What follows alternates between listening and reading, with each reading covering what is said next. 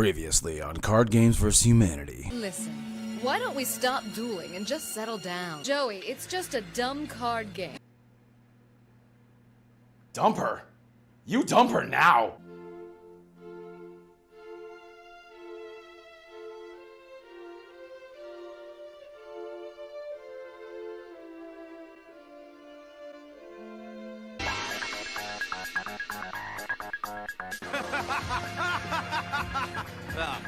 It's nothing but daddy issues, all my fellow feature outlaws. This is Card Games vs. Humanity, and I'm the NKK. Did you miss me? Does the sound better? Does the video quality look a little bit heightened? No, seriously, I'm asking, because I'm terrible at noticing this stuff. Let me know. Also, this is a show about Yu-Gi-Oh! If you enjoyed, don't forget that sub, that bell, that like, become a member of the channel on the Patreon if you want to support me. Leave a comment telling me if you're just as happy as I am that we're only 2 episodes away from getting back to this thing called... Wait, what was it called? I just had it on the tip of my tongue. Man, I always forget the... Oh yeah, the plot. Unfortunately for now, the plot demands that Kaiba power walks towards his father, ready to take him down as well as his really ignorant plan to digitize the entire world. Shadow doesn't actually care about that part, but it would hurt his revenue stream, so we just can't allow that. A man who shares a similar level of anger in common, Joey Wheeler, tells everyone to hurry up and find Noah so he can beat the shit out of them, even though he's basically a god in this world and he would stand no chance whatsoever. This is all my fault. Not true. Hey man, sorry to interrupt your monologue, but don't you think it's kind of weird that I'm just like floating in midair like this, sitting? Huh? Oh, no, I can't see you, dude. I mean, it's kind of weird, right? Shouldn't I have a chair or something? Just look at me. No, the animation won't let me turn around. I can't see you. Just turn around and look at me, dude. It's weird. What did I just say? I can't see you! Nami says little Yugi was a good boy for trying to see the good in Noah. That Noah's acts of rage are fueled by an anger deep inside, only rivaled by a Reddit mod. And we must give all of our friends time to forget about it in a week or two like an episode of Monday Night Raw. Once we're free from cyberspace, we can warn people in the real world that Gozoboro's planning to digitize the planet. Yes, because everyone's gonna listen to a random group of teenagers about a company that almost no one's heard about and could lobby against it with billions and billions of dollars of resources until it's far, far too late to do anything. Yes, that's a good plan. All of a sudden, the gang is surrounded by dueling like monsters. One of them being a lizard soldier that takes the most pathetic sword swing at Serenity that even she was able to dodge it. Seriously, I know he only has 1100 attack, but at least try. And despite being like the 4th time that they've discovered it already, Yugi and Joey are very surprised to find out they can actually defend themselves with monsters. And stop my father from completing his.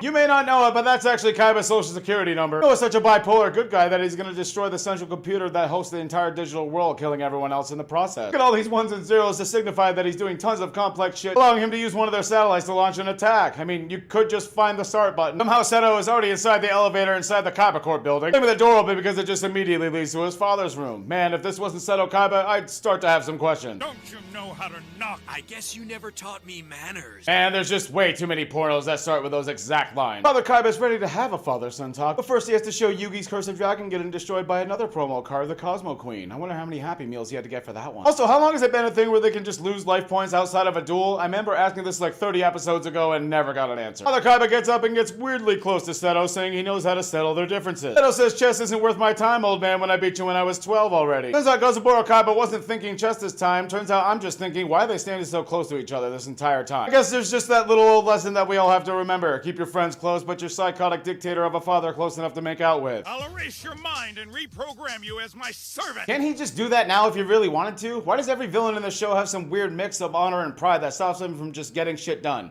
Oh, hi, Merrick. That crazy bastard with a golden rod uses lightning vortex and destroys the main computer room, becoming everyone's hero and saving us all by shutting down the power. The blip is finally freed and oh shit, even a Shizu appears after 30 episodes. I imagine she has some important things to say. Find the other passengers. Merrick.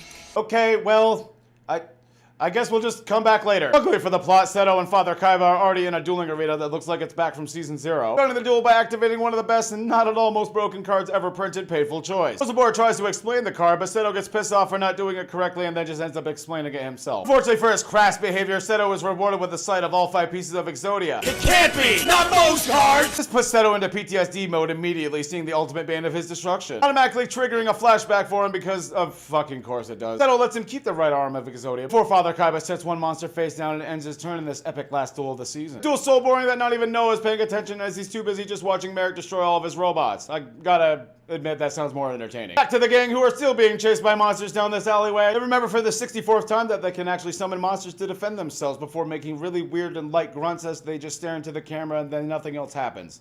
Seriously, I feel like they missed a line there or something. Despite it being maybe 30 seconds since Noah activated the Doomsday counters, 5 minutes has somehow already passed in this anti-DBZ time distortion bullshit. This allows Merrick to enter the main computer room where he encounters something very amusing. I think we'll just go to battle. What's this? I'm going to activate breakthrough skill on your construct, and Alex, Oh, I'm going shit. to chain burial from a different dimension.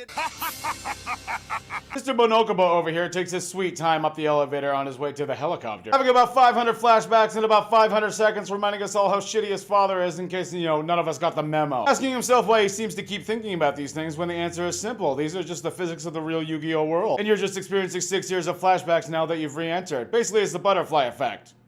Unfortunately, as he gets into Dachapa, a certain syndrome starts to rear its ugly head again, saying malicious things before hearing the self-destruction sequence go off. What have I done? I believe the question you're looking for is, what pills have I taken? Yugi's just casually summoning Blackluster Soldier over here to destroy the badass known as Skull Knight. I mean, don't forget Joey, too. Joey, he has Axe Raider. Never mind, we're already back to Monogaba, who's already surprised to find that the computer's been destroyed by Merrick. I guess he must have just gotten sick of seeing the same decks being played over and over in the progression series. It happens. Oh hey, remember that duel that was going on? Looks like we're back with Seto playing Force Raider in attack mode after sending a card face down. Much to Seto's confusion, his attack on the face down monster results in the destruction of the right arm of Exodia. Who could have seen that coming? Certainly not him, certainly not you or me, only Gozaburo. He's that big of a genius.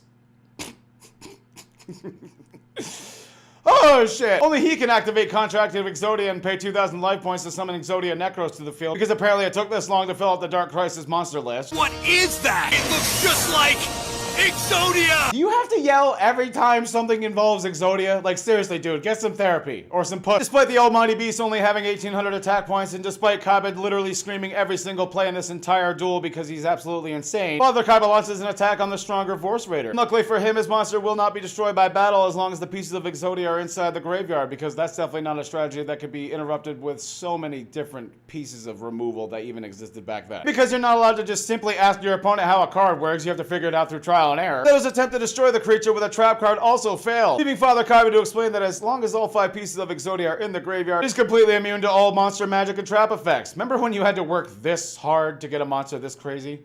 I kinda miss it. That's insane! The 5 pieces of Exodia are even powerful when they're sent to the graveyard! Oh, buddy, if you had any idea how many graveyard effects were coming, have you heard of DD Crow? Back to the gang who are still busy fighting random ass monsters. Get startled by Noah on the overhead world speakerphone. He tells everyone that the virtual world is about to be destroyed and I might be the little asshole that pressed the button and caused it when I was having a manic episode. I'm so sorry. Please don't hate me. The episode ends with this satellite revealing some highly destructive missiles that I'm sure were okay by all the governments of the world. Well, that's it for this episode. I want to thank you all for watching, and of course a shout out to all my patrons. I know it's been too long, but the break really did help, and hopefully the video looks and sounds better. All I can ask is just share it with people. That's the best thing you can do. Help this channel grow, and I'm gonna keep making it crazier and more consistent. You know how I do. This has been the Man for Worth with all the girls, ladies and gentlemen. Be the character you know you're worth. I'll see you on Thursday. And I'm not lying this time. I really will be there. I promise. Seto's attempt to destroy the creature with Spirit Ryu and the Burst Breast trap card. Burst Breast. Surprised it isn't a card. Ready to. Oh my god! Also, how long has it been a thing where they can just lose? Also, how long has it been? That was like 2 fucking maximum lists.